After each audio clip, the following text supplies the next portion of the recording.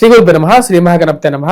రాబోతున్నటువంటి 8వ తారీఖు నుండి మనకు ఈ యొక్క మహాలయ పక్షాలు, అదేవిధంగా వచ్చేటప్పటికి మహాలయ పక్షాలు విశేషంగా జరుపుకోవడం జరుగుతుంది. మహాలయ పక్షాలకు వచ్చేటప్పటికి మనకు భాద్రపద బహుళ పక్షంలో అంటే పౌర్ణమి తర్వాత వచ్చేటువంటి దినాలు 15 రోజుల పాటు మనకు మహాలయ పక్షాలు.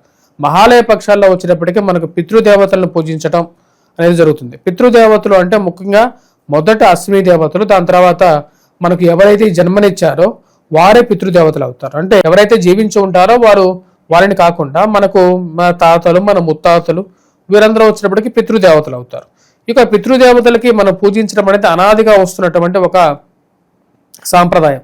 మహాలయ పక్షాల్లో వచ్చేటప్పటికి మనకు రవి ఎప్పుడైతే 180 డిగ్రీలు అంటే దగ్గరగా వచ్చేటప్పటికి మనకు ఇప్పుడు కన్యలోకి రవి యొక్క ప్రయాణం జరుగుతున్నది. ఈ కన్యలోకి 180 డిగ్రీల్లోకి ఎప్పుడైతే రవి వస్తాడో మనకు బహుళ పక్షంలో వచ్చినప్పటికీ మనకు ఇక పితృపక్షాలు స్టార్ట్ అవుతాయి.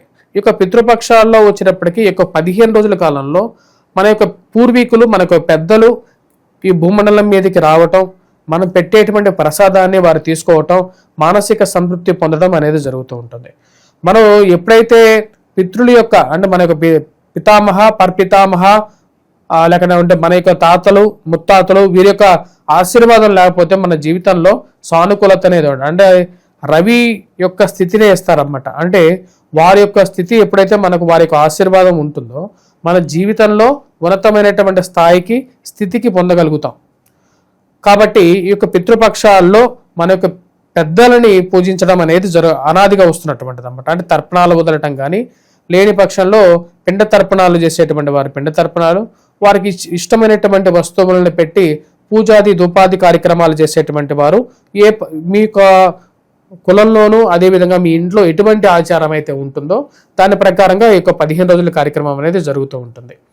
అసలు ఎందుకు ఈ కార్యక్రమం చేయాలి అంటే మనకు వచ్చేటప్పటికీ మనం ఎన్ని దానాదులు చేసినప్పటికీ కూడా మన యొక్క పూర్వీకుల యొక్క ఎవరైతే పూర్వీకులు ఉంటారో వారి యొక్క మనసును సంతృప్తి పరచలేనప్పుడు ఎన్ని దానాలు చేసినప్పటికీ కూడా వ్యర్థమే.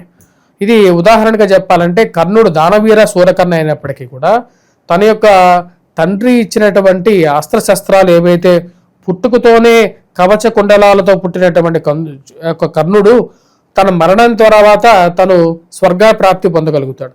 స్వర్గప్రాప్తికి వెళ్ళినప్పటికీ కూడా అక్కడ ఏది పట్టుకున్నా సరే బంగారంగాను వెండిగాను మారుతుంది.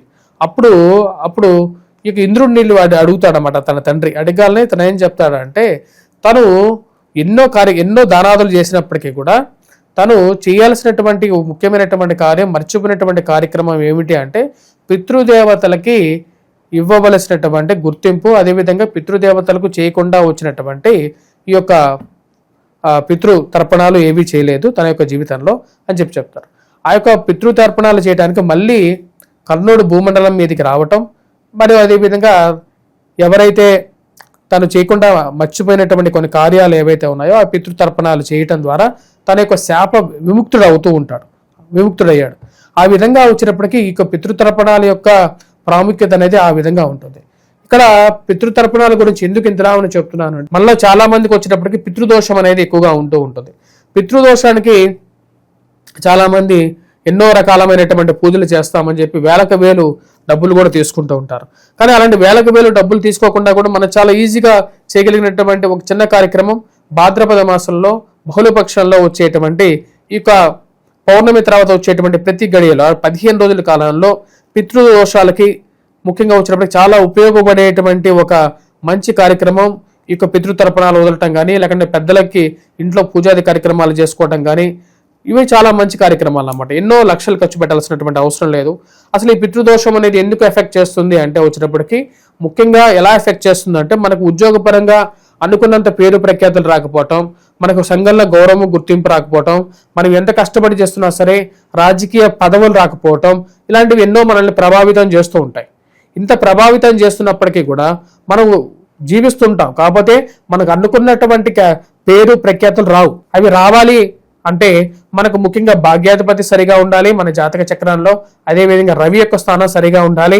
అదేవిధంగా వచ్చినప్పటికీ భాగ్యాధిపతి షష్టమంలోను, అష్టమంలోను, వ్యయ స్థానంలోనూ ఉన్నట్లయినా కూడా రాదు. మనకు రవి యొక్క స్థితి నీచత్వం పొందినా సరే మనకు సరిగా లేదు. అదేవిధంగా సత్సంతానంలో పుత్ర సంతానం కలగడానికి కూడా ముఖ్య కారకం ఎవరికైతే పితృదోషాలు ఉండవో వారికే వచ్చినప్పటికీ చాలా వరకు సత్సంతానం కలగటం, అదేవిధంగా వచ్చినప్పటికీ పుత్ర సంతానం కలగటం అనేది జరుగుతూ ఉంటుంది. పుత్ర సంతానం కలిగినటువంటి వారికి కూడా పితృదోషాలు ఉంటాయి. అంటే పుట్టినటువంటి పిల్లలు అంగవైకల్యంగాను, మరి అదే విధంగా ఆరోగ్యపరంగాను సరిగా లేకపోవటం, మరి అదేవిధంగా వారు మంచి స్థాయిలోకి రాలేకపోవటం, ఇలాంటివన్నీ జరుగుతూ ఉంటాయి. వీటన్నిటికీ మంచి కార్యక్రమం ఈ యొక్క బహుళ పక్షంలో భాద్రపద మాసంలో వచ్చేటువంటి ఈ యొక్క 15 రోజుల కాలంలో పితృదోష నివారణ కోసం ఈ యొక్క 15 రోజుల కాలాన్ని ఉపయోగించుకోండి. అదేవిధంగా పితృతర్పణాలు వదలండి. అదేవిధంగా వచ్చినప్పటికీ మీ పెద్దలను పూజించండి. ఎవరికి ఏమి చేయాల్సిన అవసరం లేదు. మీ ఇంట్లో ఉన్నటువంటి మీ యొక్క గతించినటువంటి 3 తరాలు, అటు 3 తరాలు ఇటు 3 తరాలు వారిని తలుచుకొని వారి మానసికంగా వారికి మంచి స్వర్గ ప్రాప్తులు కలగాలని చెప్పి మానసికంగా కోరుకోండి. స్వస్తి.